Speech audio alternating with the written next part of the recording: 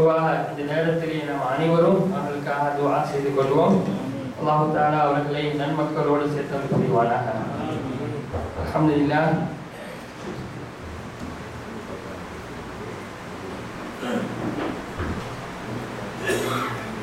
இன்ஷா அல்லாஹ் நாம் அவரோடு எதிர்பார்த்திருக்கக்கூடிய அந்த உரையை இப்பொழுது நாம் கேட்க இருக்கின்றோம். இன்றைய அழகான ஒரு தலைப்பை நாம் தேர்வு செய்திருக்கின்றோம். வாலிபர்களுக்கு, இளைஞர் சமுதாயத்திற்கு தேவையான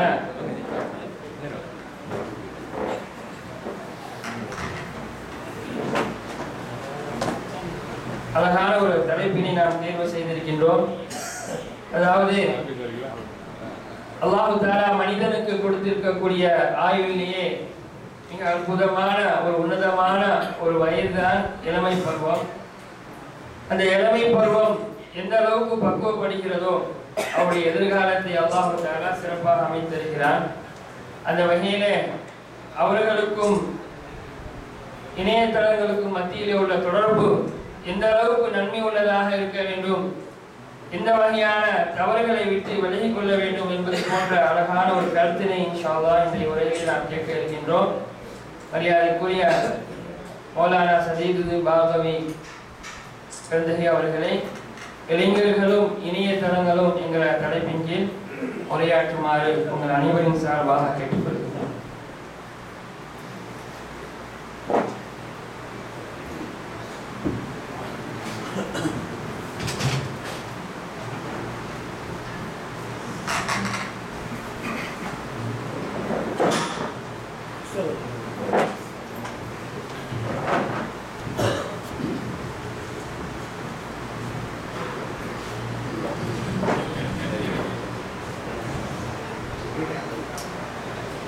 الحمد لله رب العالمين والصلاة والسلام على رسوله خاتم النبيين وعلى آله الطيبين وأصحابه الطاهرين والمؤمنين والمسلمين كلهم أجمعين أما بعد. فقد قال الله سبحانه وتعالى في كلامه القديم والفرقان الحميد: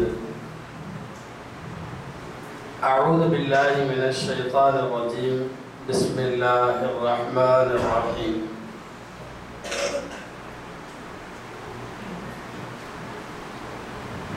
ومن الناس من يشتري لهو الحديث ليضل عن سبيل الله بغير علم ويتخذها هزوا وله عذاب مهين. صدق الله العظيم.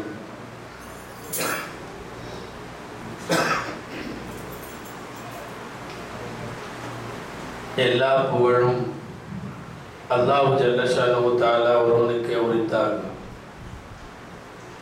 அருமைநாயகம் முஹம்மதுர் ரசூலுல்லாஹி ஸல்லல்லாஹு அலைஹி வஸல்லம் அவர்கள் மீதும் அவர்களின் சத்திய வழியை பின்பற்றி வாழ்ந்த சஹாபாக்கள், தாபிஈன்கள், தபஅ தாபிஈன்கள், அக்தாபுகள், அவுலியாக்கள், ஷுஹதாக்கள், சாலிஹீன்கள், நாதாக்கள், பெரியோர்கள், நல்லோர்கள் நம் அனைவர் மீதும் அல்லாஹுவின் அன்பும் அருளும் என்றென்றும் நிறைவாக உண்டாவதாக. ஆமீன். அல்லாஹுடைய பேரருளால் இளைஞர்களும் இணையதளங்களும் இன்னொரு நல்ல தலைப்பில் இந்த நூற்றாண்டில் வாழக்கூடிய இளைஞர்களின் பல்வேறு விதமான நல்ல மற்றும் தீய பழக்க வழக்கங்களும் அதன் வழியாக செய்ய வேண்டிய காரியங்களையும் தவிர்க்க வேண்டிய பல செய்திகளையும் உங்களுக்கு முன்னாலே சொல்லுவதற்கு முயற்சிக்கிறேன். அல்லாஹ் அருள் புரிவானாக. உள்ளபடியே இந்த சிறுவர்களுடைய உரையெல்லாம் கேட்டு மகிழ்வாக இருக்கிறது. சிறிய குழந்தைகள்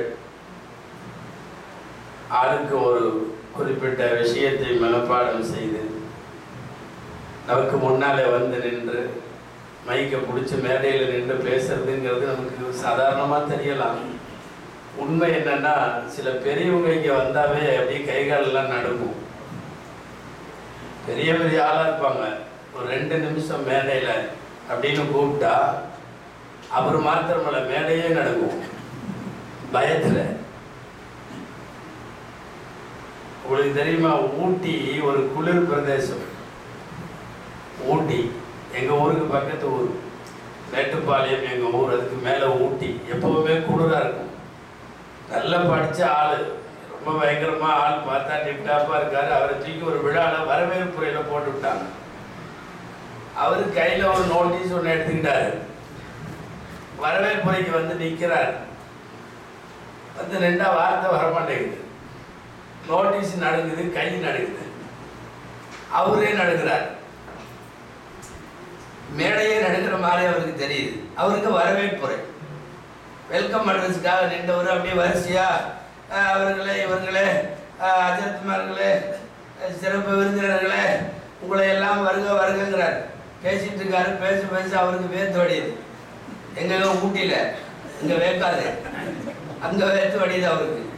அந்த வேகத்திலையும் என்னவோ என்ன சொன்னாலும் தெரியுமா, உங்களை எல்லாம் வருக வருக, என்ன வர வர வேக்கிறேன்னு.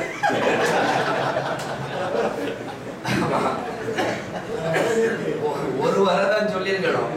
நடுக்கத்துல வர வர வேக்கிறேன்னு உண்மையாலுமே வேர்வையா தான் இருக்கு. சில பெரியவர்கள் கூட மேடைக்கு முன்னாலே வந்து நிற்கிற போது அவர்களால் சொல்ல வரக்கூடிய செய்தியை சரியாக சொல்ல முடியாமல் நடுங்கி விடுகிற போது, குழந்தைகள் அல்லாஹ் அவர்களுக்கு நல்ல இல்மை, நல்ல தீனியுடைய பற்றை அல்லாஹ் வழங்க வேண்டும் என்ற துஆவோடு தொடங்குகிறேன். அதற்கு சொன்னது போல இளமை பருவம் அல்லாஹ் வழங்கி இருக்கிற பருவங்களிலேயே வித்தியாசமானதும் ரொம்ப யோசிக்க வேண்டிய ஒரு பருவம். இந்த பருவத்துக்கு மாத்திரம் ஒரு பிளஸ் பாயிண்ட் இருக்கு. என்ன தெரியுமா? இதுக்கு வராதவங்க எல்லாம் சீக்கிரமா அந்த பருவத்துக்கு வரணும்னு ஆசைப்படுவான். இதை கடந்தவன் பூரா போயிடுச்சுன்னு வருத்தப்படுவான். இந்த பருவம் உலகத்துல வேற எதுக்குமே இல்லை. யாரும் சீக்கிரமா கிழவனாகணும்னு நினைக்கிறது இல்லை. தப்பி தவறி அப்படியே வெள்ள முடி வந்தாலும் நாம டை அடிச்சு க்ளோஸ் பண்ணிடுவோம். என்ன வெள்ள தெரியக்கூடாதுங்கிறதுக்காக. நான் இளமையாக வேண்டும் என்கிற ஆசை எப்போதும் உண்டு. அரபி கவிதைகள் ஒரு கவிஞன் படிப்பான், எப்போதாவது என் இளமை திரும்பி வரட்டும், அப்போது நான் என்னுடைய வயோதிகம் படுத்துகிற பாட்டை நான் அந்த பருவத்திடம் சொல்லுவேன். 2 காலோடு இருந்த என்னை 3 காலோடு நடக்க வைத்து விட்ட இந்த பருவத்தை பற்றி நான் சொல்லுவேன் என்று பாடுவான். பிமா ஃபஅலல் மஷீப். முதுமையை யாரும் விரும்புறதில்லை. ரொம்ப சின்ன பையனா இருக்கிறதுக்கும் யாருக்கும் விருப்பம் இல்லை. ஆனால் இளமையை விரும்பாதவர்கள் உலகத்துல யாரும் இல்லை. ஒரு 6வது 7வது படிக்கிற பையன், ஒரு 6th 7th இருக்கிறவன் எப்போ ஒரு 17 18 வயசு ஆகும், நம்மளும் அப்படி ஒரு பைக்ல அப்படி ரைடிங் இதெல்லாம் பண்ணிட்டு சாகசங்கள்லாம் செய்துட்டு அந்த இளமை பருவத்தை நோக்கி வேகமாக இளைஞர்களின், சிறுவர்களின் கனவு இளமை பருவம், பெரியவர்களின் கவலை இளமை பருவம். இந்த மாதிரி ஒரு பருவம் உலகத்திலே அல்லாஹ் கொடுத்திருக்கின்ற பிறப்பு முதல் இறப்பு வரை இறைவன் வழங்கி இருக்கிற எந்த பருவத்திற்கும் இல்லாதது. நான் என்னன்னா, கல்ல திண்டாலும் செரிக்கும்பாங்க, தலைகீழ நடக்கிறதுக்கு முடியும்பாங்க, ஓடுற பாம்ப காலில் மிதிப்பாம்பாங்க, எல்லாம் சரிதான். அதிகமாக நன்மைகளும் செய்ய முடியும், மிக அதிகமாக தீமைகளையும் செய்ய முடியும்.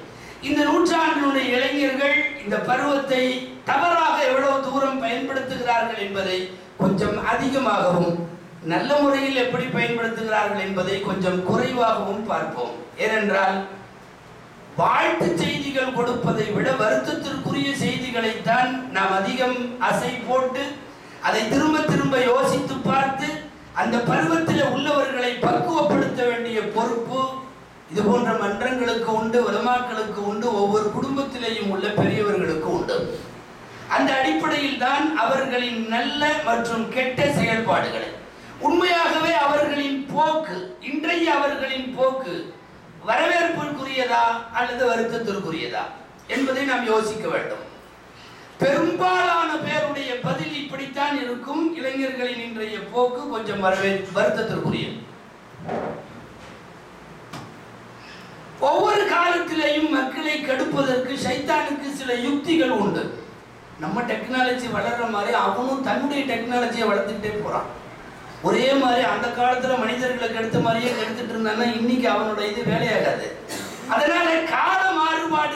ஏற்ப, வளரும் அறிவியலுக்கு ஏற்ப, விஞ்ஞான யுகத்திற்கு ஈடு கொடுத்து ஷைத்தான் தன் கெடுக்கிற யுக்திகளை தீய வழிக்கு கொண்டு போகிற அந்த டெக்னாலஜியும் அவன் ரொம்ப அதிகமாக வைத்திருக்கிறார். ஒரு காலத்தில் வெறும் ரேடியோவை வைத்து, வெறும் டேப் ரெக்கார்டரை வைத்து, பின் வெறும் டிவியை வைத்து, பின் கேபிளை வைத்து, பின் நிறைய சேனல்களை வைத்து, பின் இணையதளங்களை வைத்து, இன்றைக்கு மொபைல் எலக்ட்ரானிக் மீடியாக்கள் அத்தனையும் சொல்லிவிடலாம். அத்தனை எலக்ட்ரானிக் மீடியாக்களும் இன்றைக்கு ஷைத்தான் பயன்படுத்தி இருக்கிற பெரிய யுக்தி. வெறுமனே வார்த்தைகளால் இன்ன பிற விஷயங்களால் மாத்திரம் மக்களை கெடுத்த காலத்திலே இருந்து அடுத்த கட்ட நகர்வுக்கு அவன் தன்னை ஆயத்தப்படுத்தி கொண்டிருக்கிற போது அந்த வலையிலே விழாமல் இருப்பதற்கு தோதுவாக நாம் நம்மை மார்க்க ரீதியாகவும் எதிர்கொள்வதற்கு தயாராக்கி கொள்ள வேண்டும். குறிப்பாக இளைஞர்களை. அது என்னவோ இன்றைய இளைஞர்கள் எல்லாம் ஒரு விதமாக அடிக்ட் ஆகி அடிமைகளாகி கிடக்கிறார்கள் இணையதளங்களில். சாப்பாடு தேவையில்லை, டீ காபி தேவையில்லை, ஒன்றும் தேவையில்லை. அதுலயே இருக்கிறான், என்னமோ அமுத்துறான், யாருக்கோ அனுப்புறான், என்னத்தையோ பார்க்கறான். உலகத்தில் குறிப்பாக வெறும் இணையதளம் மாத்திரமல்ல, இன்றைக்கு சமூக வலைத்தளங்களாக இருக்கிற ஃபேஸ்புக், ட்விட்டர், இன்றைக்கு இதிலெல்லாம் இல்லாத கணக்கு இல்லாத இளைஞர்களே இல்லை என்கிற அளவுக்கு அத்தனை பேரும் அதில் இருக்கிறார்கள். அநேகமாய் பல பெரியவர்களுக்கு ஃபேஸ்புக் என்னன்னு தெரியாதுன்னு நினைக்கிறேன், ட்விட்டர் என்னன்னு தெரியாதுன்னு நினைக்கிறேன். சுருக்கமாக சொல்ல போனால் இன்னைக்கு இளைஞர்கள் அதிகமாக குடியிருக்கிற இடமே அதுதான். உங்க வீட்டில் அவன் ரூம்ல இருக்கிறதா நீங்க நினைச்சுக்கிறீங்க. அவன் ரூம்ல இல்லை, ரூமுக்குள்ள அவன் ஒரு உலகத்தில் இருக்கான்.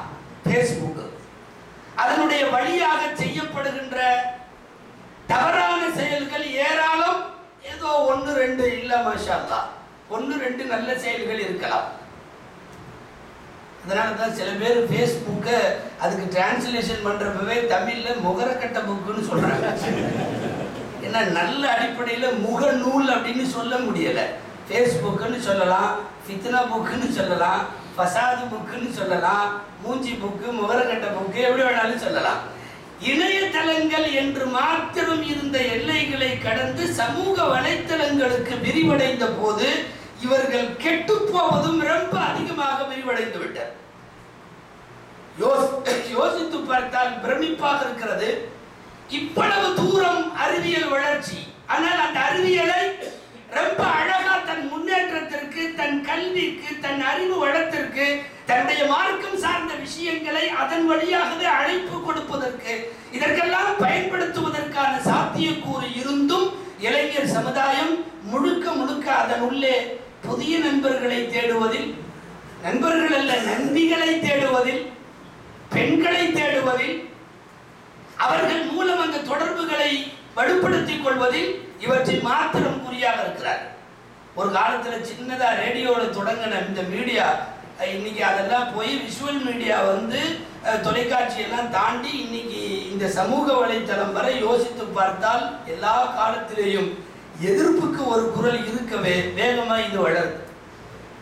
முதல்ல இந்த ரேடியோவெல்லாம் வந்தப்ப அப்படிதான் இருந்தது. ரேடியோவுக்கு போல இந்த ஏரியல் சிஸ்டம்லாம் இருந்தது, டிவிக்கு ஆண்டனா இருக்கிற மாதிரி முதல்ல வருகிற போது. அப்போவே அப்ப இருக்கிறவங்க அந்த காலத்துல பேணுதல் அதிகம். அப்ப இருக்கிற உலமாக்கள் அதை கண்டிச்சாங்க. இது என்ன இடம், ஒரு பொட்டியை வச்சுக்கிட்டு பாட்டு கட்டிட்டு உட்காந்துருக்கிறீங்க அப்படின்னு. எவ்வளவு தப்பா உள்ளவங்களா அவங்க அந்த காலத்துல வாழ்ந்திருக்கிற அத்தனை பேரும் இருந்திருப்பாங்கன்னு தெரியல. கொஞ்ச காலம் கழிச்சு டேப் ரெக்கார்டர் வந்தப்போ இதை விட சத்தம் அதிகமாச்சு. அதாவது பரவாயில்ல, அவன் போடுற பாட்டு தான் கேட்டுட்டு இருந்தீங்க, இப்ப இதுல நீங்க விருப்பப்படுற பாட்டெல்லாம் போட்டு கேட்குறீங்க, இது ஆவாது முசீபத்துனால. அப்புறம் அது போய் பேசும் படம், பேசாத படம், தொலைக்காட்சி எல்லாம் வந்த உடனே ரொம்ப மோசமா போச்சு. ஒவ்வொரு காலத்திலையும் சத்தம் அதிகமாக ஆனது. உங்களுக்கு தெரியும், தமிழ்நாட்டில் நிறைய ஊர்கள்ல முதல்ல டிவி வாங்கி வச்ச உடனே ஜமாத்தை விட்டு விலைக்கு வச்சாங்க. ஆமா நடந்தது. இன்னும் உன் வீட்டுல என்னமோ வச்சிருக்காம, என்னென்னமோ தெரியுதாமே, அதுல எல்லாம் கேட்கறது மட்டுமல்ல பார்க்கறதெல்லாம் இருக்காம, உன்னை ஊர் விளக்கு செய்யறோம்னு தள்ளி வச்சாங்க. இப்போல்லாம் தள்ளுறதா இருந்தா எந்த வீட்டுல டிவி இல்லையோ அவனை மட்டும்தான் தள்ளணும். நிலைமை எப்படி ஆயிடுச்சு. அதாவது இது ஒரு அந்தஸ்து, ஒரு ஸ்டேட்டஸ் சிம்பிள், ஒரு அந்தஸ்து குறியீடு ஆயிடுச்சு. சாதாரண இது கூடவா இல்லை, உன்ன கம்ப்யூட்டர் இல்லையா, இப்படி வீணா போயிட்டே நீங்க அப்படிங்கிற மாதிரி, என்னமோ அவன் கபர் வாழ்க்கை ஆசிரியத்தை எல்லாம் போயிட்ட மாதிரி இன்றைக்கு உருவாக்கப்பட்டு விட்டது அல்லவா? ஒவ்வொரு காலத்திலேயும் வேகமா வரும்போது புஷ்ஷுன்னு எந்திரிக்கும் எதிர்ப்பு. அப்புறம் இப்படி அங்க வரும், இங்க வரும், அஜர் வீட்டுல வரும், ஆச்சியார் வீட்டுல வரும், அங்க முத்தாலி வீட்லயும் வரும், எல்லாம் வரும். அப்புறம் சாரி ஜாயிஸ் ஆயிடுச்சு. நம்ம நிறைய ஆரம்பத்துல பயங்கர போர்ஸ்ல ஹராம் சொல்லுவோம், காலப்போக்கில் நிறைய ஹலால் ஆயிரும். இப்படி ஹலாலாக்கப்பட்ட ஜாயிஸாக்கப்பட்டவைகளுடைய வரிசையில எல்லாம் இன்றைக்கு நுனி விரல் நுனிகளில் நம்முடைய வீட்டில் இளைஞர்கள் கூட அதிகம். சிறு பள்ளிக்கூட சிறுவர்கள இருந்து சனா சொல்றதை இந்த சொல்லி காட்டுற இந்த இளைஞர்கள்ட்ட எல்லாம் விஷயம் என்னன்னா, அவங்க தகப்பனார்களுக்கு மொபைல்ல தெரியாத சில ட்ரிக்ஸ் எல்லாம் பசங்களுக்கு தான் தெரியும். நிறைய பேர் செல்போனை வச்சுட்டு பச்சை பட்டுன்னு சிகப்பு மட்டும் தான் தெரியும். சில பெரியவங்களுக்கு வந்தா இது அமுத்தணும், வேணான்னா இது அமுத்தணும், ரெண்டு மட்டும் தான் தெரியும். ஆனா இன்றைக்கு வளர்ந்து கொண்டிருக்கக்கூடிய சிறுவர்களுடைய டெக்னாலஜி என்னமோ அல்ல படிக்கிறப்பவே இந்த காலத்துல பிறக்கிற குழந்தைகளுக்குன்னு அதை வச்சுட்டானோ என்னமோ எக்கச்சக்க அப்ளிகேஷனுக்குள்ள போறான். எங்கெங்கயோ போய் எங்கெங்கயோ வெளியே இப்போ என்னன்னா பேரண்ட்ஸுக்கு அவன் பாடம் நடத்துறான். இதுக்குள்ள எல்லாம் போகக்கூடாது, இது இப்படி பண்ணணும், இப்படி பண்ணணும், இதை அனுப்பு, அதை டெலிட் பண்ணு, இதை சேவ் பண்ணு, நல்லா ஆரோக்கியமாக மட்டுமே இந்த பயன்பாடு இருக்கிற வரை குழந்தைகளுடைய வளர்ச்சியை நினைத்து நாம் மகிழ்ச்சி ஆகலாம். ஆனால் அதை தாண்டி போகிறது.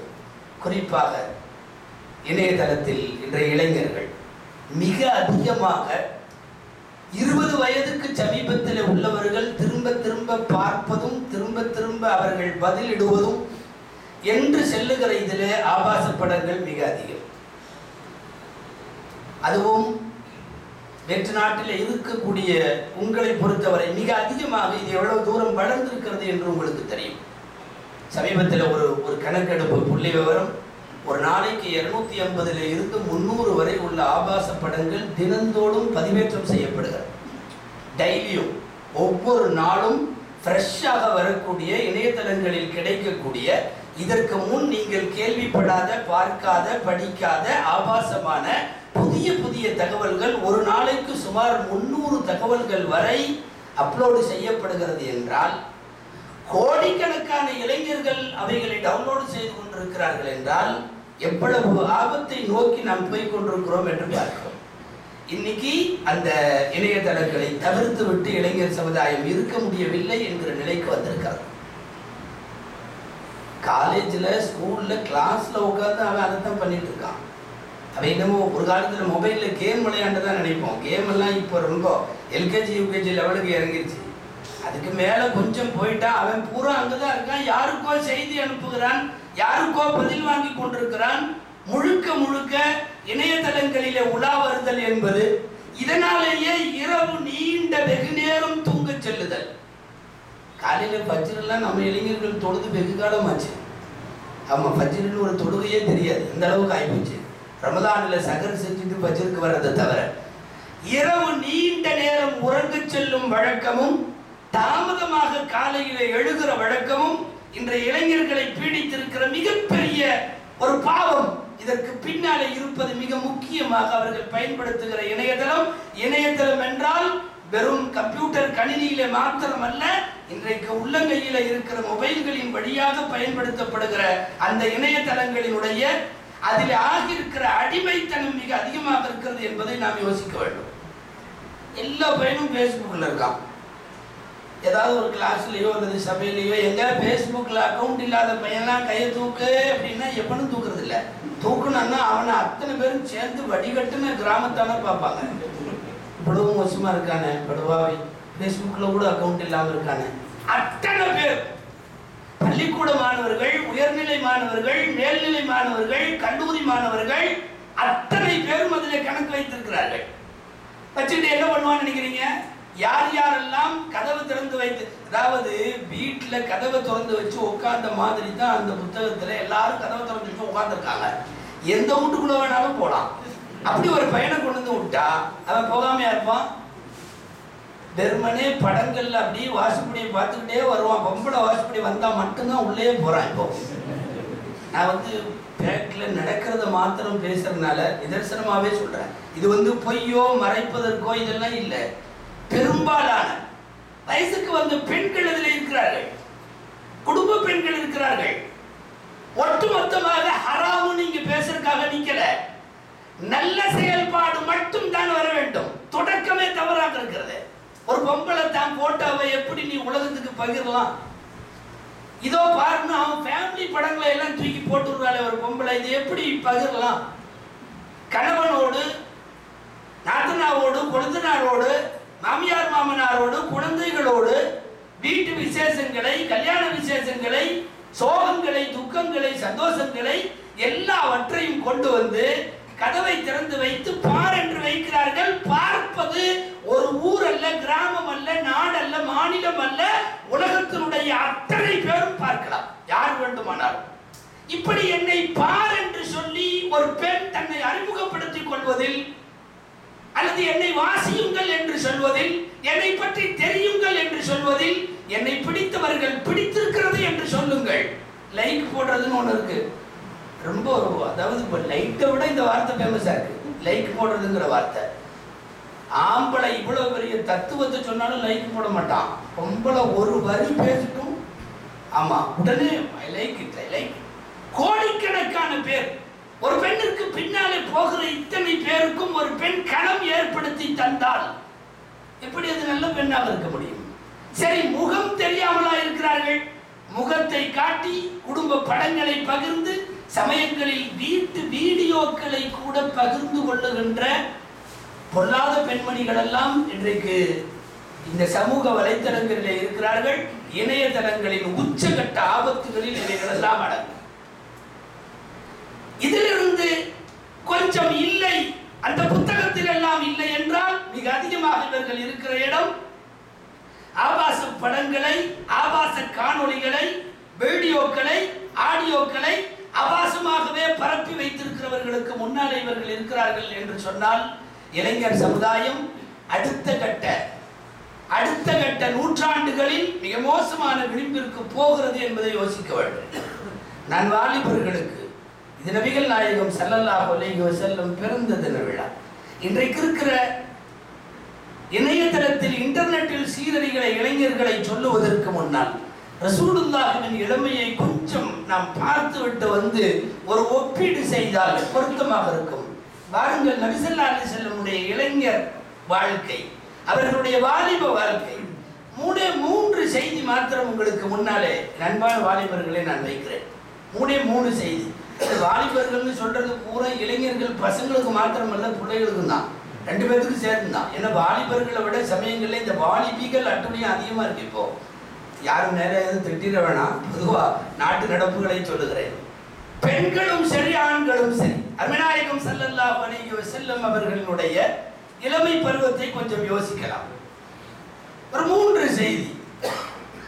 எல்லாரும் இளைஞராகிற போது எதை செய்ய மறுப்பார்களோ அதையெல்லாம் ஸல்லல்லாஹு அலைஹி வஸல்லம் செய்தார்கள்.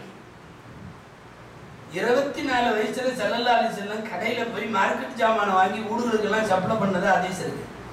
சிறுத்தை இப்னு ஹிஷாம் உள்ளிட்ட நூல்களில் நபி ஸல்லல்லாஹு அலைஹி வஸல்லம் மார்க்கெட்டுக்கு, அது சின்ன பையனா இருக்கிறப்ப இல்லை, அது போவாங்க.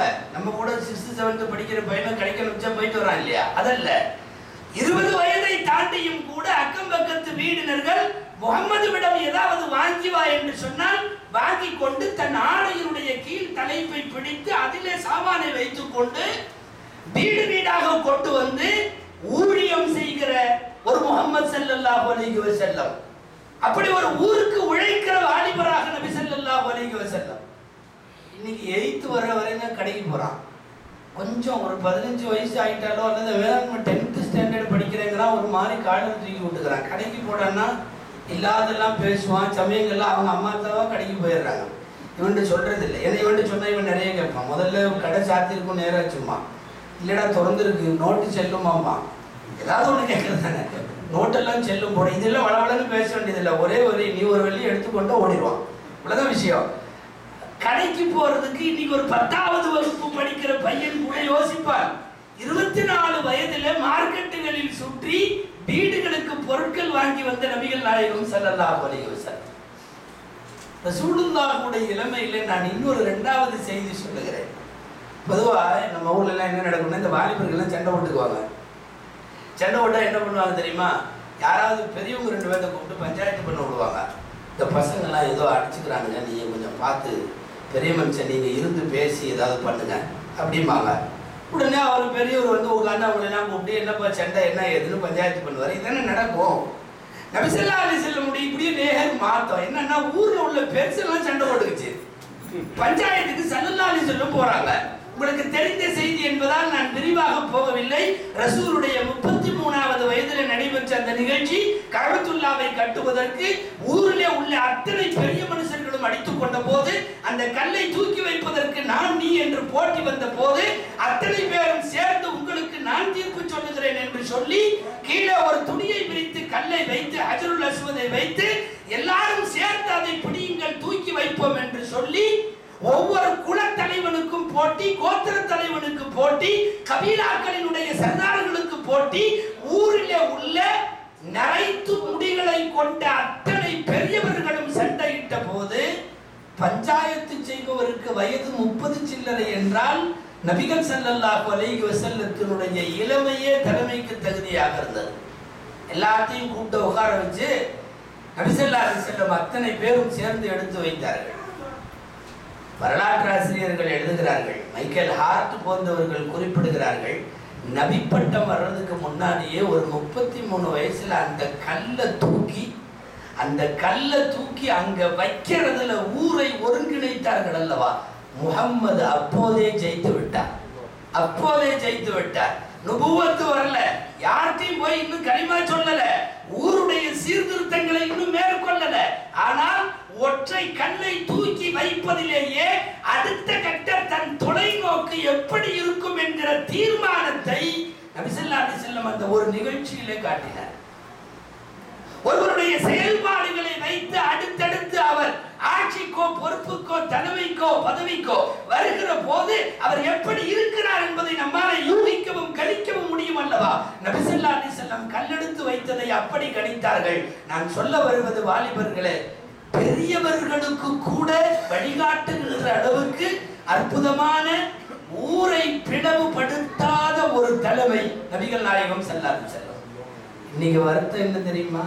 ஊர் பூரா பிளவாகிறதுக்கு காரணமே நம்ம வாலிபர்கள் தான். நான் இப்ப சொன்னதுக்கு நேர் மாத்தமா யோசிச்சு பாருங்க. பெரியவர்களை கூட ஒருங்கிணைத்த ஒரு வாலிபர். இன்னைக்கு பெரியவங்க கரெக்டா இருந்தாலும், ஜமாத்து கரெக்டா இருந்தாலும், ஊர் கரெக்டா இருந்தாலும், அவைகளை பிரிப்பது இன்றைக்கு வாலிபர்கள். பள்ளிவாசல் 2 ஆகி, ஜமாத் 2 ஆகி, கபிரிஸ்தான் 2 ஆகி, ஐக்கிய ஜமாத்து 1 ஆரம்பிச்சு அது 4 ஆகி, நிறைய பிரிவுகள் பிளவுகள் வாலிபர்களால். நபிகள் நாயகம் ஸல்லல்லாஹு அலைஹி வஸல்லம் அவர்களுடைய அற்புதமான இளம் பருவத்தினுடைய 3வது ஒரே ஒரு செய்தி நான் வாலிபர்களுக்கு சொல்லியே ஆக வேண்டும். முதல்ல சம்பாதிக்க ஆரம்பிக்கிற போது வயது 20 இருக்கலாம். நபி ஸல்லல்லாஹு அலைஹி வஸல்லம் நாம் வரலாற்றிலே தெரிந்திருக்கிறோம். ஒட்டுமொத்த நபிகள் நாயகம் ஸல்லல்லாஹு அலைஹி வஸல்லத்தினுடைய வாழ்க்கையில் அவர்கள் செய்த தொழில் ரீதியானது 2 தொழில் தான் வருமானத்திற்காக. ஒன்று ஆடு வைத்து பெற்ற கூலி, இன்னொன்று வியாபாரம் செய்து பெற்ற கூலி. அந்த வியாபாரம் இன்றைக்கு போல் கடைகளின் வியாபாரம் அல்ல, சந்தை வியாபாரம். எனவே சிரியாவுக்கும் மற்ற நாடுகளுக்கும் இதர ஊர்களுக்கும் பயணித்து பனு கைனுகாவினுடைய மார்க்கெட்டிலும் சூக்கே உக்காத் என்கிற மார்க்கெட்டிலேயும் துண்டை பிரித்து கடை போட்டு வணிகம் செய்த சில்லறை வர்த்தகத்திலே சேரும் நபி ஸல்லல்லாஹு அலைஹி வஸல்லமின்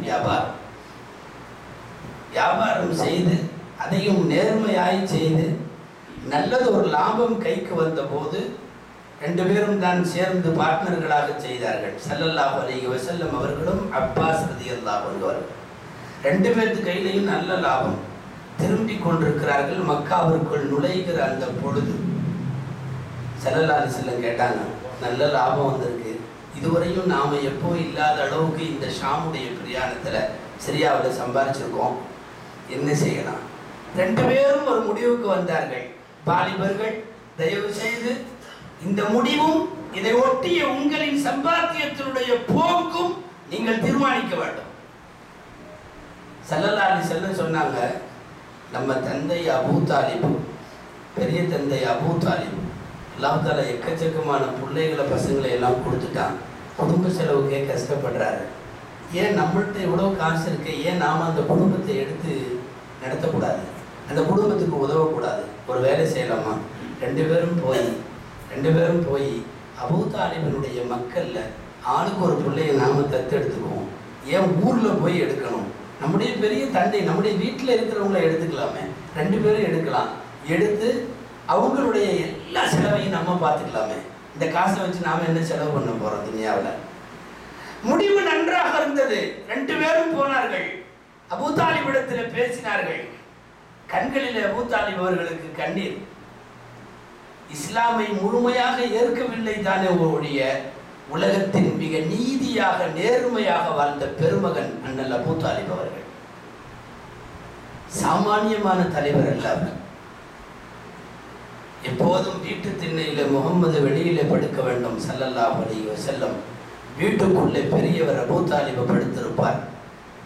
வாலிபராக இருந்த போதே சில பேர் முகம்மதுவை கங்கணம் கட்டி குறிவைத்து தாக்குவதற்கு எத்தனித்த போது படுப்பது போன்று படுக்க வைத்துவிட்டு ஊர் அடங்கிய நடுநிசையில எழுந்து வந்து முகம்மதை உள்ளுக்குள் போய் படுக்க சொல்லிவிட்டு முகம்மதுவின் இடத்திலே தான் பொருத்தி கொண்டு படுப்பார்கள். குத்துபவன் எவனாவது இருந்தால், கொலை செய்பவன் இருந்தால் என்னை கொல்லட்டும், முகம்மது பாதுகாக்கப்பட வேண்டும் என்கிற அளவுக்கு உள்ள அபூ தாலிப்.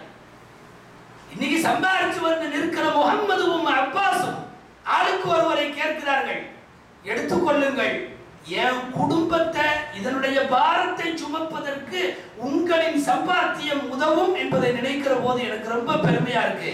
அடுத்தவன்கிட்ட காசு வாங்குறதுனா, கையை நீட்டுறதுனா நான் யோசிப்பேன், நான் மானம் உள்ளவன், ரோஷம் உள்ளவன். ஆனா என் பையன் நீ சம்பாரிச்சுட்டு வந்திருக்க, என் தம்பி நீ சம்பாரிச்சுட்டு வந்திருக்க, எடுத்துக்கோ. ஸல்லல்லாஹு அலைஹி வஸல்லம் அப்போதே சிறு பையனாக நின்று கொண்டிருந்த அலி ரலியல்லாஹு அன்ஹுவின் மீது கை வைத்து இவர் எனக்கு என்று சொன்னார்கள். அந்த எனக்கு என்பதற்கு எல்லாம் அர்த்தம், என் பிள்ளைக்கு, எனக்கு மருமகனாய், ஆளுநராய், கவர்னராய், ஆட்சியாளராய், வீரம் நிறைந்த செறிவுள்ள திருமகனாய், எல்லாவற்றுக்கும் சேர்த்து தன் சம்பாத்தியத்தில் முதலில் நபி ஸல்லல்லாஹு அலைஹி வஸல்லம் செலவு செய்தது இரத்த பந்த சொந்தங்களுக்காக. இன்றைக்கு சம்பாதிக்கிற வாலிபர்கள் கவனப்படுத்திக் கொள்ள வேண்டும். அப்பாஸ் ரலியல்லாஹு அன்ஹு போய் ஜாஃபர் ரலியல்லாஹு அன்ஹுவை எடுத்தார்கள். அலி ரலியல்லாஹு அன்ஹுடைய தம்பி ஜாஃபர் இப்னு அபீ தாலிபை ஒருவரும், அலி இப்னு அபீ தாலிபை ஒருவரும், இரண்டு பேரும் எடுத்துக்கொண்டு அவர்களின் வாழ்க்கையின் கடைசி கட்டம் வரை, மௌத்தாகிற வரை எல்லா செலவும் என்னுடைய. அதனால் தான் தன் மகள் ஃபாத்திமா ரலியல்லாஹு அன்ஹாவை அலி ரலியல்லாஹு அன்ஹுவுக்கு கொடுக்க முன்வந்த போது செலவினங்களும் ரசூலுல்லாஹுவை சார்ந்தது.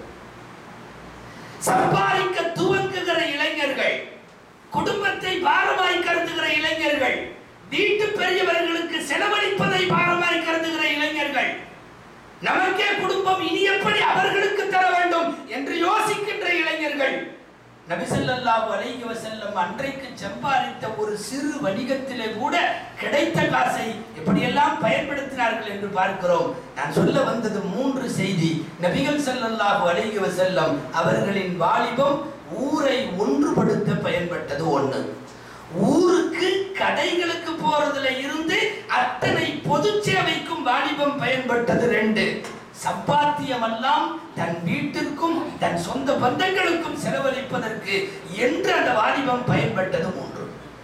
இந்த 3ம் ரசூல் ஸல்லல்லாஹு அலைஹி வஸல்லத்தின் இளமையாக வைத்துக்கொண்டு இன்றைக்கு இருக்கிற உங்களின் பொது சேவை, உங்களின் மார்க்க சேவை, நீங்கள் சொந்தங்களை அனுசரித்து வாழுகிற விதம், உங்கள் செலவினங்கள் எவ்வளவு தூரம் சொந்தங்களுக்கு, பெற்றோர்களுக்கு போகிறது என்பதை பற்றிய கவலை, இவைகள் எல்லாவற்றையும் ஒரு முறை வாலிபர்கள் யோசித்தால் இன்றைக்கு இருக்கிற சினிமாவோ, விளையாட்டோ, காதல் சமாச்சாரங்களோ அல்லது இன்னும் பிற இணையதள சமாச்சாரங்களோ, இன்றைக்கு அடிமையாகி கிடக்கிற இளைஞர்கள் இந்த வயதிற்கெல்லாம் இந்த விஷயங்களுக்கெல்லாம் போக மாட்டார்கள்.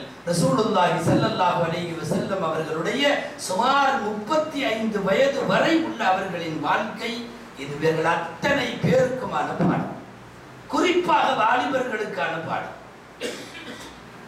4 காசு வந்த உடனே வேற மாதிரி பெற்றோர்களை பார்ப்பது, சொந்தங்களை பார்ப்பது இல்லை. உகது மலை அளவுக்கு கபரிலேயும் மறுமையிலேயும் உங்களுக்கு கை கொடுப்பது உங்களுடைய உறவினர்களுக்கு நீங்கள் செலவழிக்கிற காசுகள் மட்டும்தான். எவ்வளவு தூரம் செல்வம் வந்தாலும் அந்த செல்வங்களை பிரயோகிக்கின்ற விஷயத்தில் நமக்கான முன்மாதிரிகளை நாம் நபி ஸல்லல்லாஹு அலைஹி வஸல்லமிடமிருந்து பெற வேண்டும். சரி, அன்னலாரின் இளமை இருக்கட்டும். சஹாபாக்களினுடைய இளமை பருவத்தை பற்றி ஒரு வார்த்தை காஃபிர்கள் பேசினார்கள். அந்த செய்தி இருக்கிறது. ஹும் ருஹ்பான் பில்லைல் வ ஷுஜான் பின்னஹார். இந்த ரசூலுல்லாஹி ஸல்லல்லாஹு அலைஹி வஸல்லம் சுத்தி இருக்கிற இந்த பசங்க இவங்க என்னன்னே தெரியலையே. இந்த சஹாபாக்கள் இரவுல பார்த்தா துறவிகள் மாதிரி வணங்குறான், பகல்ல பார்த்தா மார்க்கத்திற்காக வாழேந்து நிற்கிற வீரனாக நிற்கிறான். ருஹ்பானும் பில்லைல் வ ஷுஜானும் பின்னஹார். துறவிகளை போன்று வணக்க வழிபாடு, வீர மறவர்களை போல மார்க்க சேவை. மார்க்க சேவையும் ஆன்மீக தளத்தில் நம்முடைய மார்க்கம் பற்றும், இந்த ரெண்டும் சஹாபாக்களின் இளமையின் மிகச் சுருக்கமான சூத்திரங்கள். இன்றைய வாலிபர்களிடத்தில் இவைகள் எப்படி இருக்கிறது? சஹாபாக்களை பின்பற்றினா நாம பூரா விட்டுட்டோமே. ரசூலுல்லாஹை விட்டாச்சு, சஹாபாக்களை விட்டாச்சு, யார் யாரையோ பின்பற்றுறான். எவனாவது ஒருத்தன் கிரிக்கெட்ல கொஞ்சம் அவன் ரன் வேகமா எடுத்துட்டான்னா அப்புறம் அவன் மொட்டை அடிக்கிற மாதிரி இவன் மொட்டை அடிக்கிறான், அவன் ட்ரெஸ் போடுற மாதிரி இவன் பண்றான். நமக்கு கிரிக்கெட் நட்சத்திரங்கள் எல்லாம் நமக்கு ரோல் மாடலா? கேவலமா இல்லையா? சினிமா நடிகர்லாம் நமக்கு ரோல் மாடலா? சாக்கடைகளின் உச்சகட்டத்திலே கழிசடைகளில் ஆக கீழ்த்தரத்தில் இருப்பவன் அருமைநாயகத்தினுடைய உம்மத்தினர்களுக்கு, அதில் உள்ள வாலிபர்களுக்கு அவங்கள ரோல் மாடல். ஒன்று சினிமா ஸ்டார்களை பிடிச்சிக்கிறான், இல்லை கிரிக்கெட்ல உள்ளவங்களை பிடிச்சிக்கிறான், இல்லை யாரையாவது. குறிப்பா இந்த வெஸ்டர்ன் கல்ச்சர் நிறைய வருது. ஃபாரின்ல இருந்து கூட்ஸ் மட்டும் இல்லை, கல்ச்சரலும் அங்கிருந்து தான் இறக்குமதி ஆகுது பூரா.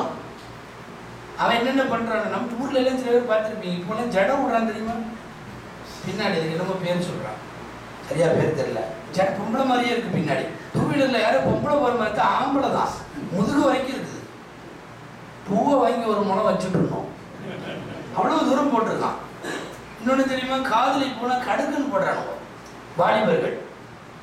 கடுக்கன், இந்த காதல் ஒண்ணு இந்த காதல் ஒண்ணு, எதுக்குன்னு தெரியல, எவனாவது போட்டிருப்பான் எங்கேயாவது ஒரு டிவியில, அதுல இதுல ஷோல, கிரிக்கெட்ல, சினிமால. இந்த கையில வாட்சி கட்டுறது ஓகே, இந்த காப்பு ஒண்ணு போடுறான். இப்போ ஒண்ணுமே இல்லை, அது கடிகாரமும் இல்லை, சும்மா வளையம். கேட்டு பாருங்க, என்னப்பா சும்மா சும்மாவா? இல்லை மணிக்கினி அதெல்லாம் சும்மா எல்லாம் போட்டிருக்காங்க, நானும் போடுறேன். நான் சுருக்கமாக சொல்கிறேன், நீங்களா கூட்டி கழிச்சு பாருங்க பார்க்கலாம். அதாவது காதில் கம்மல், கையில் வளையல், ஜடை வேற. ஒரு முடிவுக்கு நீங்கள் வந்துடுவீங்க, மொட்டை பையன்னு அர்த்தம்.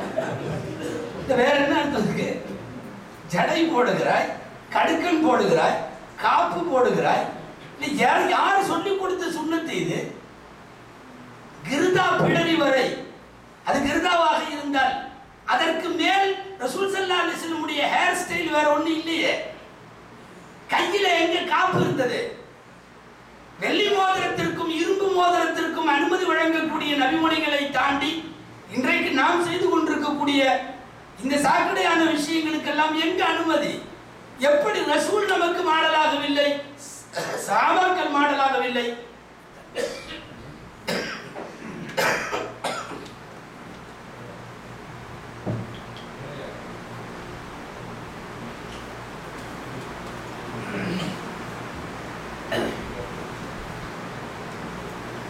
வியப்பாக இருக்கிறது. வாலிபர் சமுதாயத்தை யோசித்தால், தெரிஞ்சோ தெரியாமலையோ, மிக மிக சரியாக கணித்து தொலைநோக்கு பார்வையில் நபி ஸல்லல்லாஹு அலைஹி வஸல்லம் ஒரு ஹதீஸ் சொன்னார். என்ன தெரியுமா? அஷ்ஷபாபத்து ஷுஅபத்தும் மினல் ஜுனூன். வாலிபம் என்பது பைத்தியத்தின் ஒரு பகுதி. இது ஒரு ஹதீஸ். என்ன அழகா பேசியிருக்காங்க. ஏன்னா இதெல்லாம் பைத்தியக்காரம் பண்ற வேலை. யாரையாவது பார்த்த உடனே அப்படியே நம்மளை மாத்திக்கிறது. வாலிபம் என்பது பைத்தியத்தின் ஒரு பகுதி.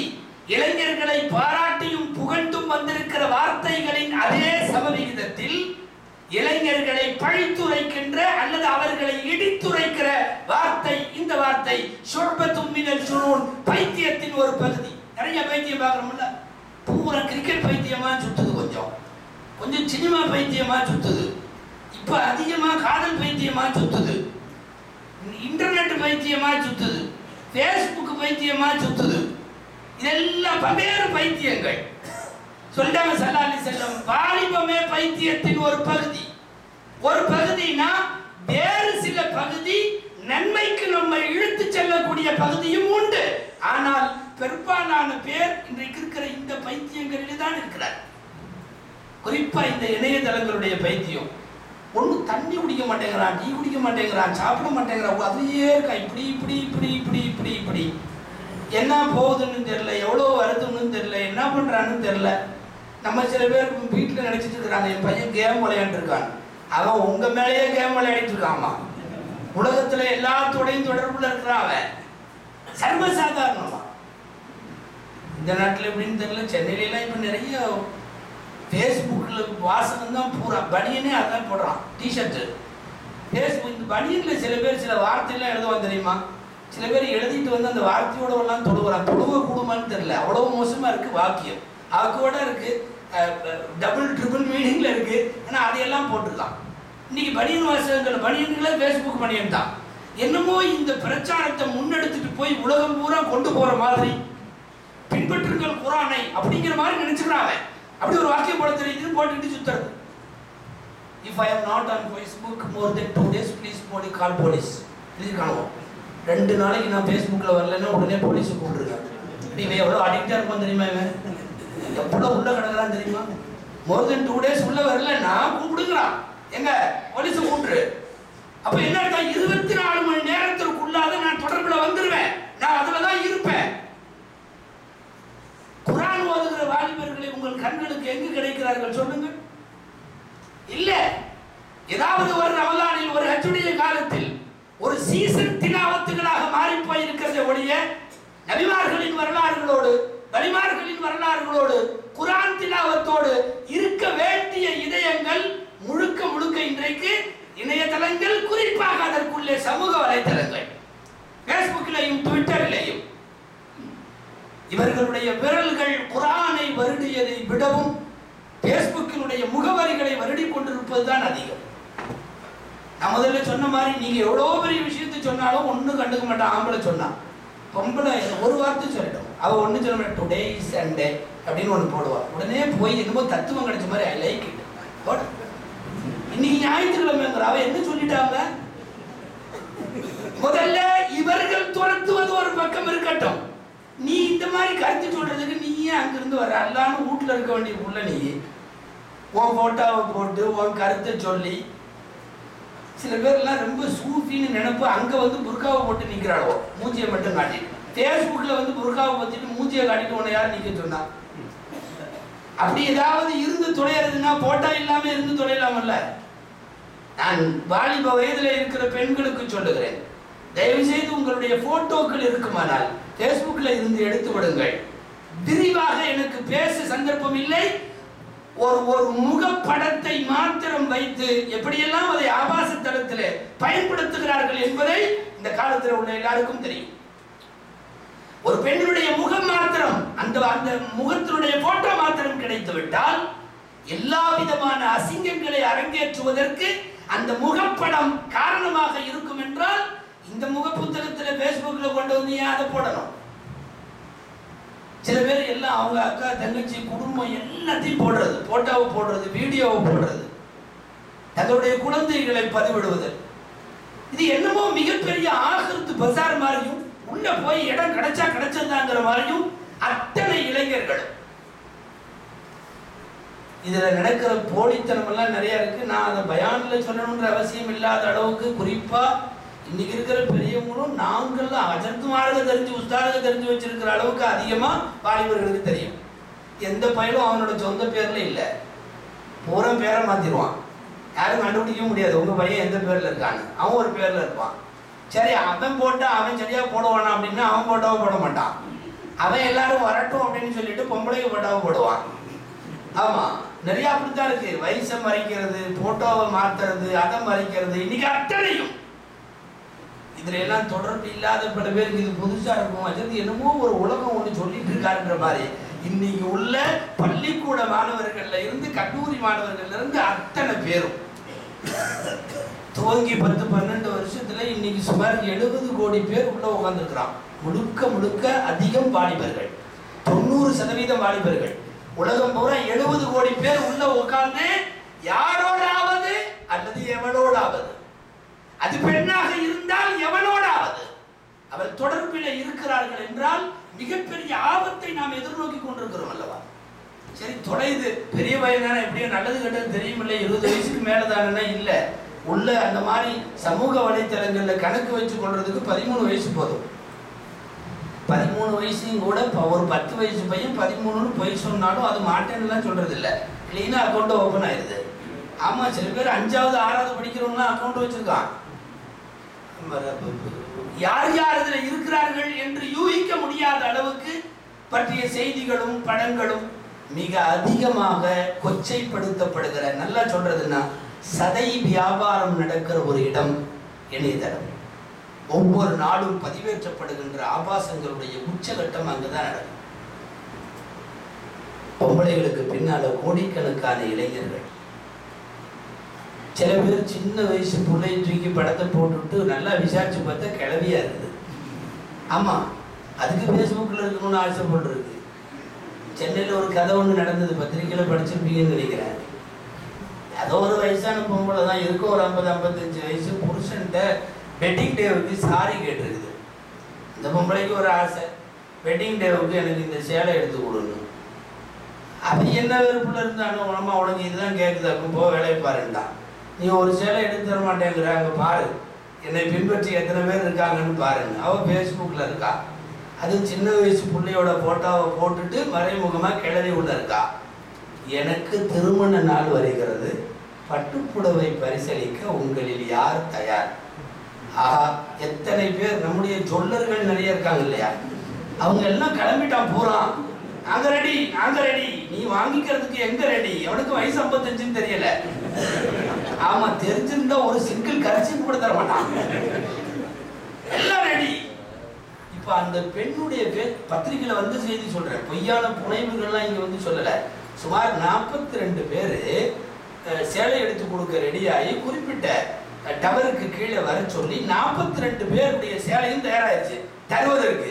கடைசியில மறுநாள் அவர் பதிவு போட்டிருக்கா, 42 சேலைகள் எனக்கு தருவதாக 42 பேர் சொல்லியிருக்கீங்க. எல்லா பையலுமே 30 வயசு கீழே இருக்கிறீங்க. அத்தனை பேரும் உண்மையை சொல்லுகிறேன், என் வயது 55, எனக்கு சாரி புருஷன்ட்ட கேட்டா, அவன் புருஷன்ட்ட காட்டுறதுக்காக இப்படி ஒரு த்ரில்லா ஒரு ஏற்பாடு பண்ணிட்டு கிழவனை கூப்பிட்டு காட்டினா, எல்லாம் ஒரு சேலை எடுத்து தர மாட்டேங்கிறீங்க பார், 42 பட்டு சேலை வந்திருக்கு அப்படின்னு.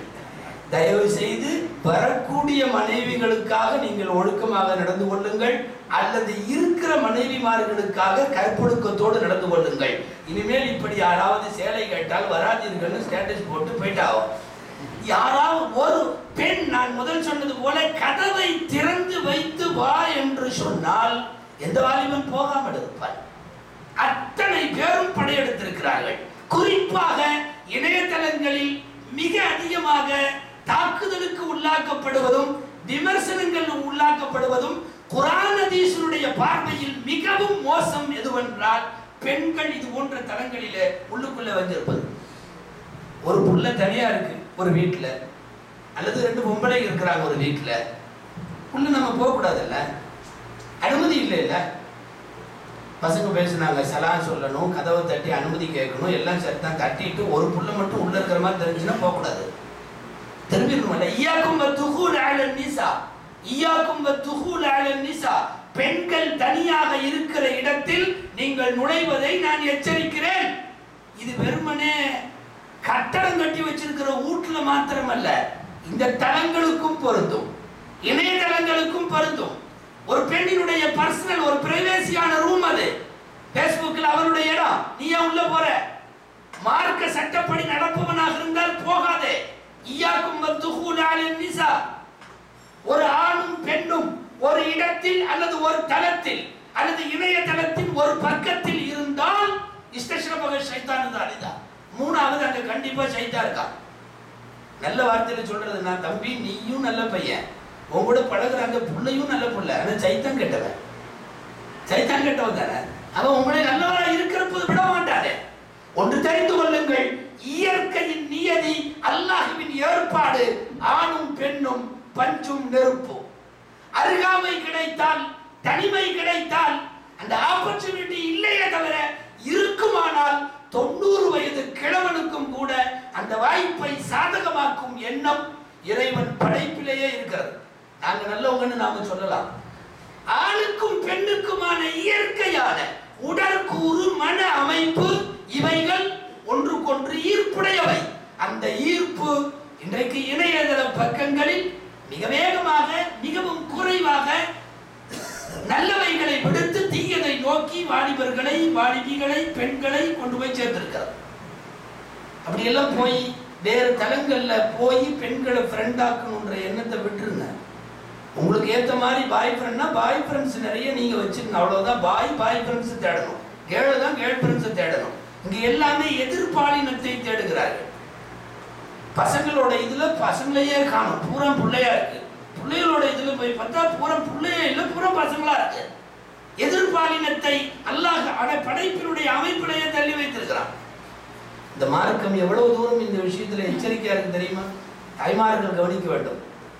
குர்ஆன்ல இருக்கு, வீட்டுல வேலை செய்யறவங்க, பருவ வயதுக்கு வராதவங்க கூட வீட்டுல இருக்கிற பெண்களுக்கான ரூம், தாயோ தங்கையோ அக்காவோ இவங்களுக்கு தனித்தனி ரூம் இருந்தால் அந்த ரூம்கள்ல கூட எல்லா நேரமும் உள்ள நுழைய வேண்டாம் அப்படின்னு யாருக்கு சொல்றாங்கன்னா வேலைக்காரங்களுக்கும் பருவ வயதுக்கு வராதவங்களுக்கும்.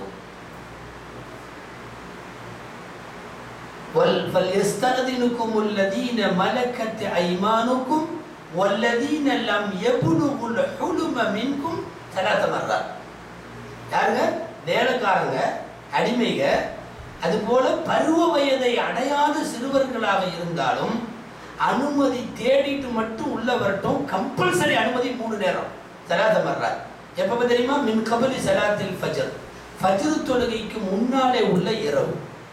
இரவுல அவர்களுடைய பிரைவேசி. சின்ன பையன் கூட 10 வயசு 11 வயசு, நீங்க பிள்ளைகள் வளர்ப்பதிலேயே யோசிக்கணும். 10-11 வயசு, இன்னும் பருவத்தை அடையல. பருவத்தை அடையாதவன் அந்த ரூம்குள்ள நுழைய வேண்டாம். மின் கபலி ஸலாத்தில் ஃபஜ்ர்.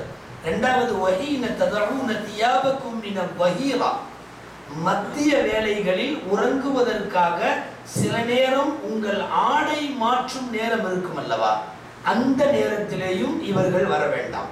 எல்லாம் பெரியவங்களை பத்தி பேசல, கொஞ்சம் கவனிச்சுக்கணும். அந்த வீட்டுக்குள்ளேயே புழங்கிட்டு இருக்கிற, மிக அதிகமா யூஸ் ஆகிட்டு இருக்கிற வேலைக்காரர்களும் சிறுவர்களும், ஓடி ஆடிக்கொண்டிருக்கிறவர்களும். அதுக்கப்புறம் 3வது நேரம், வஹீன ததஊன தியாபக்கும் மின வஹீரா வ மின் பஅதி ஸலாத்தில் இஷா, இஷாவும் இஷாவுக்கு பின்பும். இஷா வரைக்கும் கூட சாதாரணமா அக்கா ரூமு, தங்கச்சி ரூமு, அம்மா ரூமு, சின்னம்மா ரூமு போலாம். இதற்கு இந்த நேரங்களில் குறிப்பாக விவரமே இல்லாத பருவ வயதை அடையாதவன் கூட நுழைய வேண்டாம் என்றால், வீட்டில் எப்போதும் புழங்கிக் கொண்டிருக்கிற வேலைக்காரர்கள் இந்த நேரத்தில் நுழைய வேண்டும் என்றால், ஆபாசம் எந்த வகையிலாவது வந்து விடுமோ என்பதில் வேலையிட்டு தடுக்க இந்த மார்க்கம் ரொம்ப தூரம் முயற்சி செய்கிறது. அதன் வழியாகத்தான் இந்த சட்டங்கள். இணையதளங்களுடைய ஆபத்துகள்ல, பெரிய ஆபத்துகள்ல ஆபாசம் என்கிற கோணம் ரொம்ப அதிகமாயிருச்சு. பச்சையாக போட்டோக்களை பகிர்ந்து கொள்வது. சாதாரணமா ஆன்லைனுக்குள்ள போனாவே நீ என்னதான் சூஃபியா கிராத்து கேட்டுட்டு உட்கார்ந்து இருந்தாலும், நீ என்னதான் பயானம் போட்டுக்கிட்டு உட்கார்ந்து இருந்தாலும், குறுக்க எவ்வளவு ஒரு போட்டோ வந்து ஒரு சைஸா போயிடுவா. நடக்கா இல்லையா? ஓதிட்டு இருக்கிறது குர்ஆன் ஓதிட்டு இருக்கும், அல்லது மக்காவுல இமாம் தொழுக வச்சுட்டு இருப்பாரு. இந்த முண்டை எனக்கு என்ன இப்படி போறதா இல்லையா, நடக்கிறதா இல்லையா? இந்த அத்துமீறல்கள் அத்தனைக்குமான களம் இணையதளம். இதுல இன்னொரு முசீபத்து இருக்கு. என்னன்னா, ரொம்ப அதிகமா இப்போலாம் இந்த தலாக்கு நடக்கிறதுக்கு இது காரணமா இருக்கு. நிறைய தலாக், ஆன்லைன் தலாக்குன்னு விடுறான். சும்மா லெட்டர் எழுதி பஞ்சாயத்து பண்ணி தலாக் விடுறதுக்கு அந்த காலத்துல பெரிய இதா இருக்கும். சாட்டிங்ல தலாக் விடுறான். ஒரு மெசேஜ்ல முடிச்சிடறான் வேலையை. 30 வருஷ வாழ்க்கை 3 வரியில தலாக் தலாக் தலாக் தலாக் செண்டு முடிச்சிருப்பேன். அப்புறம் அங்க என்ன வேணாலும் ஆகட்டும். சாட்டிங் தலாக்குகள், மொபைல் தலாக்குகள், மொத்தமா ஆன்லைன் தலாக்குகள். இந்த பேஸ்புக் இந்த மாதிரி விவகாரங்கள்ல இருக்கிறதுனாலயே இப்ப நிறைய தலாக் ஆயிருக்கு. என் மனைவி பேஸ்புக்ல இருக்கிறா, அங்கே கூட 40-50 பேர் இருக்கான், ஃப்ரெண்ட்ஸாக இருக்கிறான். நான் அதை வேணாம்னு சொன்னேன், கேட்க மாட்டேங்கிறா, இது என்னோட உரிமைங்கிறா, நான் தலாக் போடுறேன். நிறைய தலாக்குகள் இந்தியாவில். ஒரு காலத்தில் எவனாவது ஒருத்தன் விடுவான், அதை கூட கெட்ட வார்த்தை மாதிரி சொல்லுவாங்க. அவர் பொண்டாட்டிய அந்த வார்த்தை சொல்லிட்டாராமா அப்படிம்பாங்க. அந்த வார்த்தை தலாக்குன்னு கூட சொல்ல மாட்டாங்க அந்த காலத்தில். அவ்வளோ ஒன்று. பொதுவாக நான் வாலிபர்களுக்கு ஒரு செய்தி சொல்வேன். உண்மை என்ன தெரியுமா? பழைய காலத்தில் உள்ள பெரியவங்களுக்கு படிப்பறிவு அதிகமாக இல்லை. ஆனால் யாரும் அப்படியெல்லாம் டப்புன்னு பிரியலை, தலாக்காகலை. 1000 அனுசரணைகளோடு வாழ்ந்தார்கள். அட்ஜஸ்ட்மெண்ட் என்று சொல்லுகிறோம் அல்லவா, குடும்ப வாழ்க்கையினுடைய அடிநாதம் சுருதி. இந்த அட்ஜஸ்ட்மெண்ட் முதல் தலைமுறையிடத்தில் இருந்ததை போல இன்னைக்கு இல்லை. இப்பதான் கல்யாணம் 3 மாசத்துல தரா, 6 மாசத்துல தரா, வர்ற வேகத்துல. இவனும் படிச்சிருக்கான், அவனும் படிச்சிருக்கா, இருவரும் படித்திருக்கிறார்கள். வேகம், அவர்களுக்கு இடையில இருக்கிற ஈகோ, அவர்களுக்கு இடையில இருக்கிற மன அழுத்தம், எந்த வகையான சுதந்திரத்தையும் இழக்க தயாராக இல்லை. டப்பு டப்புன்னு தலாக்கு. பெரும்பாலான பெடிஷன்கள் இன்றைக்கு இளவயது கணவன்மார்கள், இளவயது மனைவிமார்கள். தலாக்கே இல்லாமல் பல 1000 வருடங்கள் வாழ்ந்த பெரியவர்கள், மூதாதையர்களினுடைய வாழ்க்கை. நீங்க வேணும்னா நினைக்கலாம் அவங்கெல்லாம் படிக்காத முட்டாளனு இல்லை, படிக்காத மேதைகள். மேதைகள் பட்டம்னா இல்ல, பின்னாடி பிஇ இல்ல, எம்ஏ இல்ல, பிஹெச்டி இல்ல, ஒண்ணும் இல்ல. ஆனாலும் வாழ்க்கையை அர்த்தம் உள்ளதாக புரிந்து கொள்ளுகிற பக்குவம் பெரியவர்களிடத்தில் இருந்தது. இன்றைக்கு இருக்கிறவர்கள்ட்ட இல்ல. உங்களுக்கு தெரியும், ஹராமான எல்லாம் அல்லாவுக்கு பிடிக்காது, ஹலாலால எல்லாம் அல்லாவுக்கு பிடிக்கும். ஆனா தலாக்கு மட்டும்தான் ஹலாலு அல்லாவுக்கு பிடிக்காது. ஹலாலு அல்லாவுக்கு பிடிக்காது. அப்கதுல் ஹலாலி இலல்லாஹி அத்தலாக். இந்த அழகான வார்த்தை நாயகம் சேர்த்து சொன்னார்கள். ஹலாலில் அல்லாஹ்வுக்கு கோபமானது தலாக்கு மட்டும்தான். மீது எல்லா ஹலாலும் இறைவனுக்கு உகந்தவை. எத்தனை தலாக்குகள்! குறிப்பாக இணையதளங்களில் என் மனைவி மிக அதிகமாக உலா வருகிறாள், மேய்கிறாள், அரட்டை அடிக்கிறாள், நண்பர்களை சேர்க்கிறாள் என்ற காரணத்திற்காக தலாக்குகள். இனி உள்ள பிள்ளைகள்லாம் அப்படித்தான் இருக்கு. பேஸ்புக் எல்லாம் உனக்கு வேணாமா, அதை நீ என்ன சொல்றது? இதெல்லாம் எங்களுடைய சுதந்திரம், பெண் சுதந்திரம், பெண்ணியம், ஆய் அடிமைத்தனமெல்லாம் போயிடுச்சு. என்ன சொல்ற? இப்போ வா போலாம் பஞ்சாயத்துக்கு, உடனடியா டைவர்ஸ். இங்க இந்த நாடா இருந்தா ரொம்ப அழகா போய் இங்க உட்காந்து என்னது பிரியத்தோடு பிரிகிறோம்னு சொல்லிட்டு போயிடுறாங்களாமா 2 பேரும். நாங்கள் நட்போடு விடைபெறுகிறோம் அப்படின்னு. இது என்ன திருமணம்? அதுக்கு பேரு 1000 காலத்து பையன். இன்னைக்கு என்னன்னா ரொம்ப சிம்பிளா போய் முடிச்சுக்கிறாங்க 2 பேரும். போயிட்டு வரேன், பை, நீ வேற எந்த போய், நான் யாரோட பார்த்துக்கிறேன். இவ்வளவு சாதாரணமாக போய்விட்டு திருமண வாழ்வு. இந்த அப்ளிகேஷன்கள்ல நம்ம நாடுகள்ல அதிகமா வர்றது ஆண்கள் இருந்தாலும் பார்த்தா இல்லை, எல்லாம் பொம்பளைகள் இருந்தான் மிக அதிகமா. என்னை இவரிடமிருந்து பிரித்து வையுங்கள், இவர் எனக்கு ஒத்து வராதவர். ஏன்னா அந்த அம்மா தெளிவா காலேஜ் எல்லாம் முடிச்சிருக்கு. எது அந்த புள்ள அதெல்லாம் முடிச்சதுனால அவ்வளவு சீக்கிரம் இவருக்கு இந்த மாதிரி டீ வேணும்னா கடையில் போய் குடிச்சுவா, இங்க வந்து டீ வைக்கணும்லாம் பேசக்கூடாது. இதுக்கெல்லாம் நான் வரல. இந்த தலைமுறையும் போன தலைமுறை தாய்மார்களும் பயமா இருக்கு. இந்த இவங்களும் நிறைய பேர் படிச்சாலும் சரி, படிக்காட்டிலும் சரி, ஆம்பளையும் நிறைய பேர் அப்பாவியா உள்ள மாட்டிக்கிறாங்க. ஒரு காலம் இருந்தது ஆண் ஆதிக்கம், ஆண்கள் அடிக்கிறார்கள் அப்படி இப்படின்னு. இப்பெல்லாம் பெண் ஆதிக்கம், தாய்மார்கள் நோய்ச்சு கூடாது. பெரும்பாலும் அப்படித்தான் நடக்குது. பெண்ணியம், பெண் ஆதிக்கம் அதிகமா இருக்கு. இனி நாம போராடணும், ஆண்களை காப்பாற்று, இவர்களுடைய அடக்குமுறையில இருந்து காப்பாற்று. என்ன உண்மை என்ன தெரியுமா? சமீபத்துல பத்திரிகையில படிச்ச ஒரு செய்தி. சொர்க்கத்துல 2 போர்டு இருந்துச்சா, 2 வழி. அஜர்த்து சொல்றதுனால சொர்க்கத்துல இப்படி இருக்குன்னு நினைக்க வேணாம். நான் பத்திரிகையில படிக்கிற செய்தி சொல்றேன். மனைவியை அடக்கியவர்கள் ஒரு வரிசை, மனைவிக்கு அடங்கியவர்கள் ஒரு வரிசை, 2 வரிசை. இங்கிருந்து ஒரு ஆள் போனார், நேரம் மேல விருதுன்னு போனா எல்லாமே அந்த லைன்ல தான் நிக்குது. எதுல? மனைவிக்கு அடங்கியவர்கள். அப்படித்தான் நடக்குது இப்போ. பூராமே டோட்டலா அங்க சரண்டர். அடங்கியவர்கள். இங்க அடக்கியவர்கள்ல ஒரு ஆண் இல்ல, ஒரே ஒருத்தர் நிக்கிறான் ஜம்முன்னு. இங்கிருந்து போனவருக்கு ஆச்சரியம், வந்தாயா மனுஷன், என்ன அத்தனை வயலும் இங்க முடிச்சுட்டான் பயிலு, அவன் ஒருத்த மட்டும் இதாயிட்டானு. ரொம்ப ஆச்சரியம்.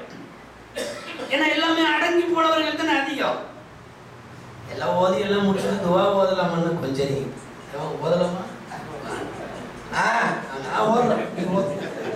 நாம ஆமீன் சொல்றதா இருந்தாலும் அம்மாவோட அனுமதிக்கு பின்னாடி தான் ஆமீன் சொல்ல முடியும். நீங்களா வந்து ஆமீன் சொல்லிட முடியாது. அல்லாட்ட பெடிஷனா இருந்தாலும் இங்கிருந்து வரணும். அப்போ இங்கிருந்து போனார் ஒரு ஆளு, போய் நேரம் அவனை பிடிச்சி கையை கொடுத்துக்கிட்டு, கிரேட், கங்க்ராச்சுலேஷன்ஸ், என்ன எல்லாம் நாங்க பூரா முடிச்சிட்டோம், நீ ஒருத்த மட்டும்தான் சிங்கம், அப்படியே அடங்கி போட்டியா. அவன் வேணும் முழிச்சான். என்னது ஒரு மாதிரி முடிக்கானே சரியில்லாம, உனக்கு வாழ்த்து சொல்றேன் நானுன்னா. வாழ்த்தெல்லாம் இருக்கட்டும், நான் இங்க என் வயது நிக்க சொல்லிச்சு, அதனால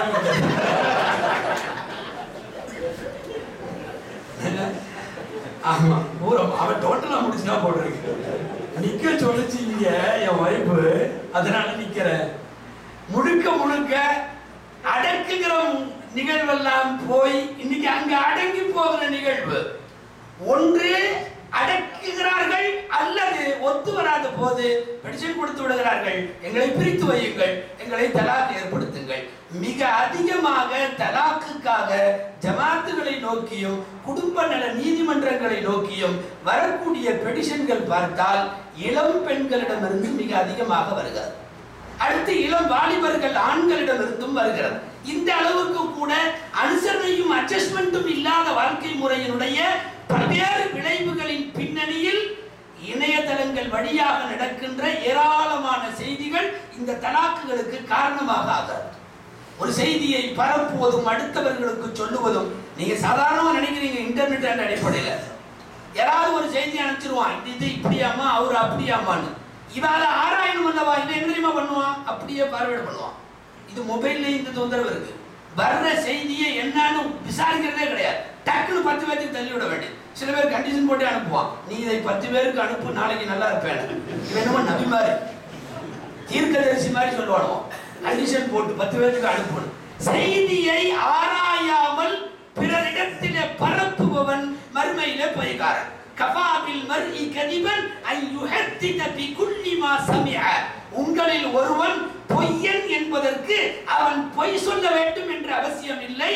வந்த தகவலை ஆராயாமல் அடுத்தவருக்கு சொன்னாலே போதும், அவர் பொய்யராகி விடுவார். நபி ஸல்லல்லாஹு அலைஹி வஸல்லம் சொன்னார், இந்த பொழப்பு இருக்க, இந்த தொழில், இந்த வதந்திகளை அவதூறுகளை அவிழ்த்து விடுகிற இந்த தளம், இது இருக்கிறதுல உச்சகட்டமாக நடைபெறுவது இந்த இணையதளங்களின் வழியாகத்தான். அத்தனையும் இதன் வழியாக மாத்திரமே நடக்கிறது. மொபைல்களும் இணையதளங்களும் வந்ததற்கு பிறகு இளைஞர்களை அல்ல குழந்தைகளை கூட காப்பாற்ற முடியலையே. எலக்ட்ரானிக் மீடியாவுடைய வருகைக்கு பின்பு வருஷம் பூரா குழந்தைங்க டிவி பார்க்கறத சேர்த்து எடுத்து இந்த கிறிஸ்டல் சொல்லி இந்த சமீபத்தில் ஒரு ஆய்வு நிறுவனம் வெளியிட்டு இருக்கக்கூடிய ஒரு அறிக்கை, ஈச்சா இந்தியாவில் ஒரு குழந்தை 6 மணி நேரம் சினிமா டிவி பார்க்குது. 6 மணி நேரம் வருஷத்தினுடைய நாட்களை எல்லாம் சேர்த்து லீவுனால அது இது எல்லாத்தையும் கலந்து பார்த்தா 6 மணி நேரம் டிவி பார்க்குது. எவ்வளவு மோசமாகிவிட்டது. சரி, அப்படி பார்க்கவும் காணவும் ஏதாவது நல்ல செய்தி உண்டா? இல்லவே இல்லை. தகப்பனாரும் மகளும் அமர்ந்து ஒரு விளம்பரம் கூட பார்க்க முடியாது. இன்னைக்கு உள்ள காட்சிகள் அப்படித்தான். டிவியும் வீடியோவும் சினிமாவுமே இந்த புலப்புல இருந்ததுன்னா இணையதளம் முழுக்க முழுக்க தனிமை தளம். அது எவ்வளவு மோசமா இருக்கும், எவ்வளவு மோசமா இருக்கும். பையனை குழந்தைய வச்சுட்டு படம் பார்க்க முடியல, ஒரு காட்சி பார்க்க முடியல, ஒரு விளம்பரம் பார்க்க முடியல. வேடிக்கையா சொல்லுவாங்க அஜித்குமார், ஒரு ஆள் படம் பார்த்துக்கிட்டே இருந்திருக்காரு, பக்கத்துல மகன் இருந்திருக்கிறான், சினிமா பார்த்துட்டே இருந்திருக்காரு. என்னமோ ஒரு பாடல் காட்சி மோசமா வந்திருக்கு, கொஞ்சம் ரொமான்டிக்கா, அதுலேயே கொஞ்சம் அதிகமா இருந்திருக்கும் போல தெரியுது. இவர் அது ஆறி வர்ற நேரத்தில் சொல்லிட்டாரான், டேய் போய் தண்ணி எடுத்துட்டு வா. அவன் அந்த ரூம்ல இருந்து அனுப்பிச்சு விட்டாச்சு. அவன் தண்ணி எடுக்க போயிட்டு வந்தான். இந்த காட்சி முடிஞ்சிருச்சு. இவருக்கு ஒரு திருப்தி, நான் மட்டும் பார்த்துக்கிட்டோம், பையன் பார்க்குறேன். கொஞ்ச நேரம் கழிச்சு அதை விட மோசமா இன்னொரு காட்சி வந்திருக்கு. என்ன பண்ணலான்னு யோசிச்சுட்டு இருக்காரு. இப்ப அவன் கேட்கறான், தண்ணி எடுத்து வந்துட்டா? அவன் எவ்வளவு தெளிவா இருக்கான், தண்ணி எடுத்து வந்துட்டா? தண்ணியெல்லாம் அவனை ஆஃப் பண்ணி தொட.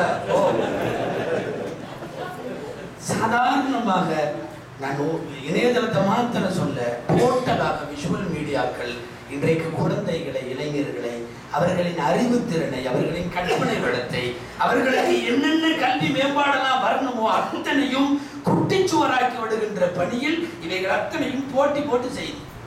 நம்ம பசங்களுக்கு சஹாபாக்களை தெரியுமோ இல்லையோ, சக்திமான் தெரியும், எல்லாத்துக்கும் தெரியும். நீங்க வெட்டினா எந்த மாடியில் இருந்தா குதிச்சிருவான், வந்து சக்திமான் காப்பாற்றுவாருன்ட்டு. தொடர்களை பார்க்கிறான்.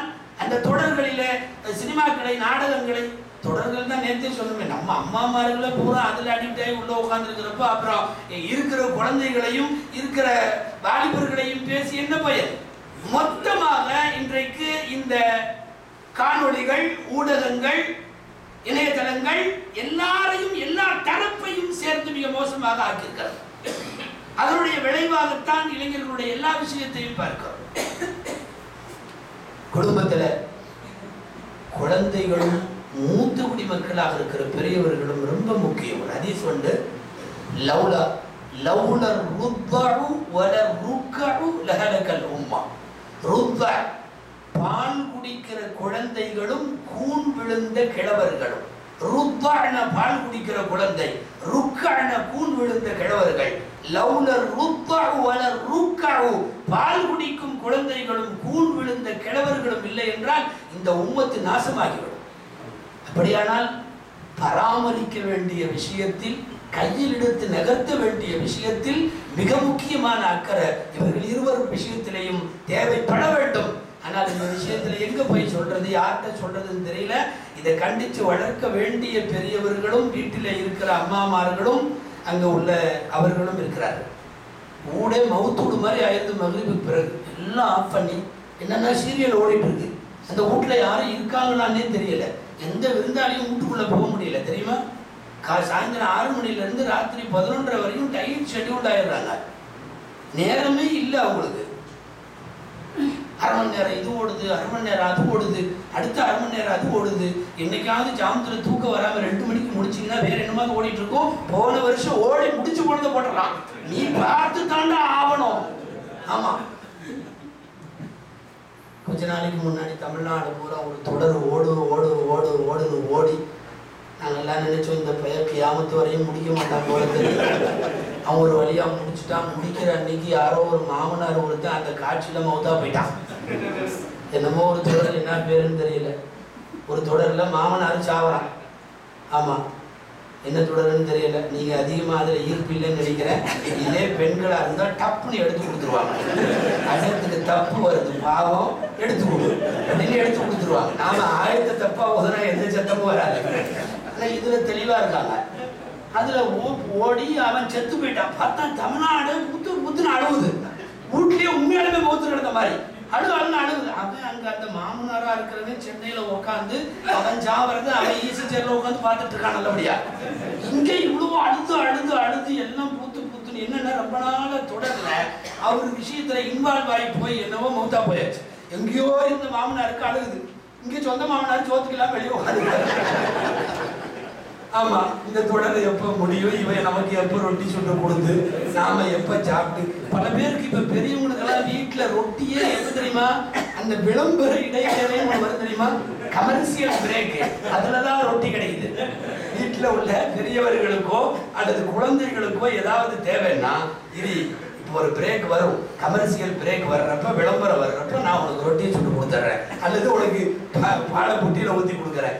எதுவாக இருந்தாலும் இந்த அளவுக்கு இவர்கள் உள்ளே போய் கிடக்கிறார்கள் என்றால் ஒட்டுமொத்தமாக மின் சம்பந்தப்பட்ட ஊடகங்கள் அனைத்தும் நம்மை நோக்கி தீய வழிகளை படையெடுத்திருக்கிறது.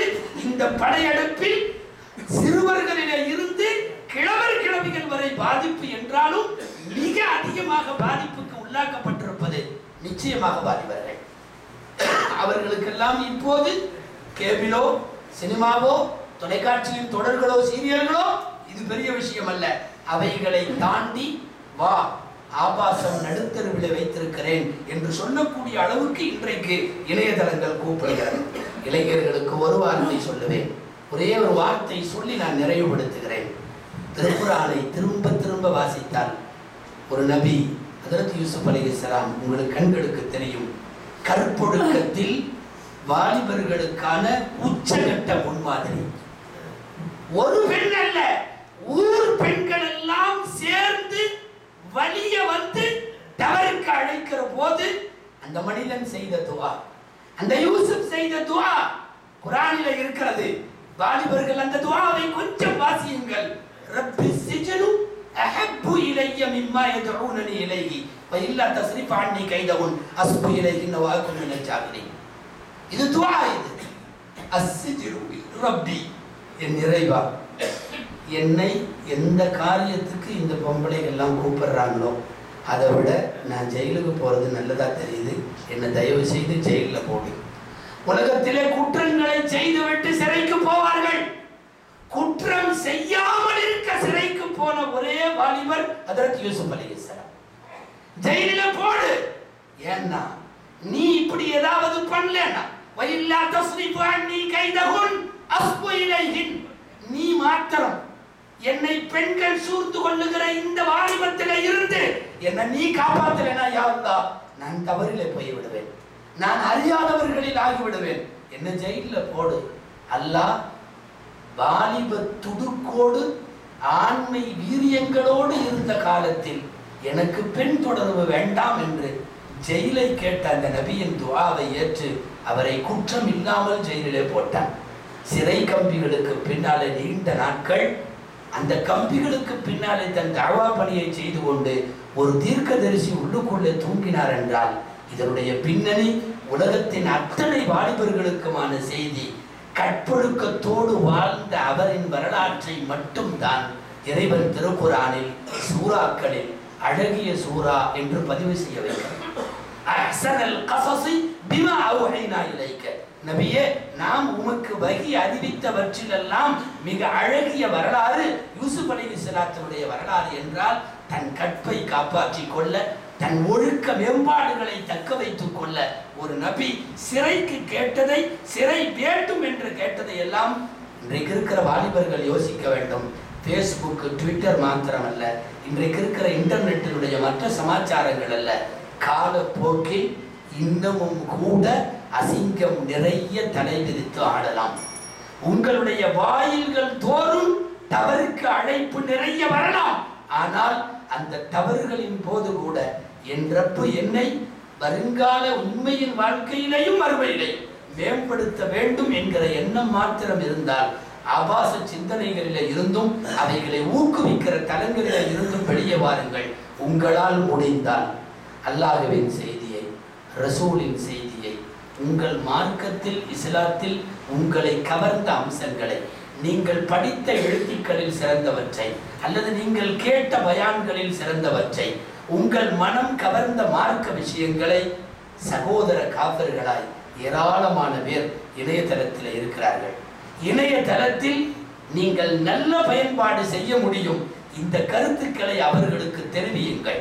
வா என்று கூப்பிட வேண்டாம், இந்த பதிவை மாத்திரம் போடுங்கள். அல்லாஹ் அவர்களை வா என்று கூப்பிட்டுக் கொள்வான். உங்கள் மூலமாக ஒரு ஆளுக்கு நேர்வழி கிடைப்பதற்கு இணையதளம் பயன்படுமானால் அந்த இணையதளம் வரவேற்புக்குரியது, இல்லாவிட்டால் அவை அனைத்தும் வருத்தத்திற்குரியது. எல்லாம் வல்ல அல்லாஹ் வாழுகிற வாலிப தலைமுறையை அசிங்கங்கள், ஆபாசங்கள் அத்தனையில இருந்தும் பாதுகாத்து கல்வி, அறிவியல், மருத்துவம், சமூகம், பொருளியல் உள்ளிட்ட நல்ல சமாச்சாரங்களுக்கு மாத்திரம் இணையதளங்களையும் இன்ன பிற கருவிகளையும் பயன்படுத்தக்கூடிய நல்ல நசீபை அல்லாஹ் நம் வாலிபர்களுக்கு தந்து நாளைக்கு தலைமுறையாக இருக்கிற இன்றைய சிறுவர்களை அல்லாஹ் எல்லா விதமான ஒழுங்கீனங்களிலே இருந்தும் நமக்கு பாதுகாத்து பெயர் தழைக்கிற சந்ததிகளாய் இறைவன் அவர்களை ஆக்கி அருள்வானாக. ஆமீன். வாஹிரு தஅவானா அல்ஹம்துலில்லாஹி ரப்பில் ஆலமீன். அஸ்ஸலாமு அலைக்கும் வரஹ்மத்துல்லாஹி வபரகாத்துஹு.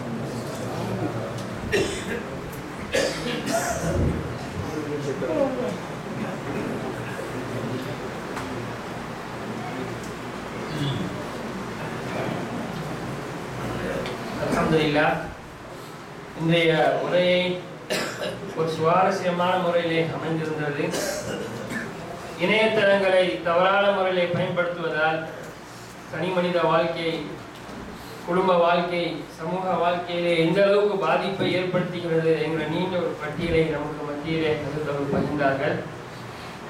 வாலிபர்களுக்கு முன் உதாரணமாக சுருக்கமான ஒரு வரியிலே நபி யூனுஸ் அலைஹிஸ்ஸலாம் அவர்களுடைய வாழ்க்கையை பின்பற்றுங்கள் என்ற நபி யூசுப் அலைஹிஸ்ஸலாமுடைய வாழ்க்கையை பின்பற்றுங்கள் என்ற அழகான ஒரு அறிவுரை நமக்கு சொன்னார்கள். இல்லாமல் அல்லாஹ் சுப்ஹானஹு வ தஆலா நம்முடைய இளைய தலைமுறையை அல்லாஹ் தஆலா நேரான வழியிலே வழிநடத்துவானாக. எல்லா வகையான ஷைத்தானுடைய பாதைகளை விட்டு அவர்களை காப்பாற்றி கொள்வானாக. இன்ஷா அல்லாஹ் நாளைய உரை மிக சிறப்பான ஒரு உரை. அதாவது அவர்களும் சிறப்பு அழைப்பாளராக மதரசா மன்புல் அன்வாரின் சார்பாக அழைக்கப்பட்டிருக்கிறார்கள். நீரூர் மதரசா மிஸ்பாஹுல் ஹுதாவிலே பேராசிரியராக பணி செய்கின்ற ஹஜ்ரத் பெருந்தகை முஹிதீன் அப்துல் காதர் அவர்கள் இன்ஷா அல்லாஹ் ஹஜ்ரத் அவர்கள் நாளைய தினம் பேச இருக்கிறார்கள். குறிப்பாக இது பெண்களுக்காக ஒரு தலைப்பை நாம் ஒவ்வொரு வருடமும் ஒதுக்கி தருவோம். அந்த வகையிலே நாளைய தினம் அவர்கள் பேச போகின்ற தலைப்பு சுவனத்து பெண்கள் என்கிற அழகான ஒரு தலைப்பினை இன்ஷா அல்லாஹ் பேச இருக்கிறார்கள். என்னுடைய தினத்திலாக வந்திருப்பதை போல நாளைய தினமும் இன்ஷா அல்லாஹ் இந்த மஜ்லிஸை சிறப்பிக்குமாறு நிர்வாகத்தின் சார்பாக கேட்டுக்கொள்கின்றோம். அழகான உரையை நிகழ்த்திய ஹஜ்ரத் பெருந்தகை அவர்களுக்கும் பொறுமையோடு கேட்ட உங்கள் அனைவருக்கும் இன்று நமக்கு உணவு வழங்கிய ஹசானி குரூப்புடைய உரிமையாளர் ஃபாரூக் ஹசன் ஹாஜி அவர்களுக்கும் எல்லோருக்கும் நிர்வாக குழுவின் சார்பாக மனமார நன்றியை தெரிவித்துக் கொள்கின்றோம். ஷுக்ரன் ஜஸாக்குமுல்லாஹ். அல்லாஹு தஆலா உங்களுடைய வருகையை ஏற்று இதன் பகரத்திலே இம்மையிலும் மறுமையிலும் அல்லாஹு தஆலா சிறப்பான நல்வாழ்க்கையை தந்து புரிவானாக. ஒரு முக்கியமான ஒரு அறிவிப்பு. அதாவது ஹஜ்ரத் அவங்க பெண்களுக்கு என்று ஒரு தலைப்பு நாம் ஒதுக்கியிருந்தோம். அது வேற ஹஜ்ரத்துக்காக கொடுத்ததுனால அவர்கள் பேச முடியாத ஒரு நிலை. இருந்தாலும் அதை நிவர்த்தி செய்யும் முகமாக தாய்மார்கள் அவர்களுக்கு நல்ல ஒரு வழிமுறை கிடைத்திருக்கிறது. அதான் மக்கள் டிவியிலே நோன்பு காலங்களிலே ஹஜ்ரத் அவர்கள் ஒரு மாத காலம் பேசினார்கள். மாதர் குலத்து மாணிக்கங்கள் என்கிற தலைப்பின் கீழ் அவர்கள் பேசியதை நம்மில் பல பேர் கேட்டிருக்கின்றோம். சில பேர் கேட்காமல் இருந்தார்கள். இன்ஷா அல்லாஹ் அவர்களுக்கு அரிய ஒரு வாய்ப்பு. இதை MP3 போட்டிருக்கிறார்கள். சுமார் 13 மணி நேரம் ஒவ்வொரு சஹாபியான பெண்களை பற்றி அவருடைய வாழ்க்கையில் நடந்த நிகழ்வுகளை அழகான முறையில் நமக்கு தொகுத்து கொண்டிருக்கிறார்கள். இன்ஷா அல்லாஹ் இந்த உரை ஒவ்வொருடைய வீட்டிலே இருக்க வேண்டும். காடியில் செல்லும் பொழுது அசிங்கமான பாடல்களையோ அல்லாஹுக்கு பிடிக்காத செய்திகளை கேட்பதை விட்டு இன்ஷா அல்லாஹ் இது போன்ற நல்ல பயான்களை கேட்டு பயன்பெறுமாறு கேட்டுக்கொள்கின்றோம். இதனுடைய குறைந்த ஹதியாவாக 13 மணி நேரம் பேசிய ஒரு உரை குறைந்த ஹதியாவாக 15 வெள்ளியாக நாம் முடிவு செய்திருக்கின்றோம். இன்ஷா அல்லாஹ் தாய்மார்களுக்காக மதரசாவுடைய செக்ரட்டரி சுவான் அப்துல் காதர் அவர்கள்ட்ட இன்ஷா அல்லாஹ் வாங்கிக் கொள்ளுங்கள். இங்கே இருக்கக்கூடிய ஆண்கள் இன்ஷா அல்லாஹ் இனிதான் இந்த சீடியை வாங்கிக் கொள்ளலாம். இன்ஷா அல்லாஹ் உங்களுடைய நண்பர்களுக்கு ஹதியாவாக கூட இன்ஷா அல்லாஹ் இதை கொடுத்து அந்த நன்மையிலே நீங்களும் பங்கு பெறுமாறு கேட்டுக்கொள்கின்றோம். இந்த நிகழ்ச்சியை இறுதி அங்கமாக துஆ செய்து ஸலவாத் ஓதி இன்ஷா அல்லாஹ் நிகழ்ச்சியை நிறைவு செய்ய இருக்கின்றோம். அதற்காக சகோதரர் அல் ஹாஃபிஸ் முகமது ஹுசைன் ஆலிம் அவர்களை இன்ஷா அல்லாஹ் துஆ செய்து நிறைவு செய்யுமாறு கேட்டுக்கொள்கிறேன்.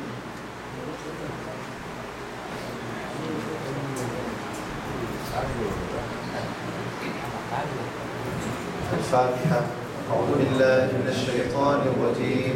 بسم الله الرحمن الرحيم.